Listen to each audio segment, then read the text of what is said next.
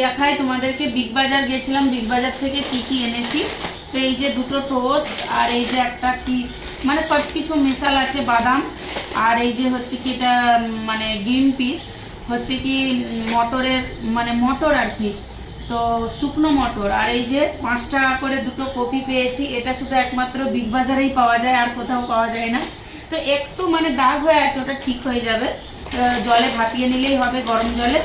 আর এই যে একটা পেস্তা আনা হয়েছে, আর এখানে আছে কিছু ক্যারেট, আর হচ্ছে কি ইয়ে আপেল আছে, দেখাই তোমাদেরকে, এই যা। তো এই দেখো, এই মানে একটুখানি দাগ মানে কালো হয়ে গেছে, কিন্তু গাজরগুলো কিচ্ছু হয়নি, শক্ত ভালো। তো এটা হচ্ছে কি 15 টাকা কেজি, অনেক কম দাম বিগ বাজারে।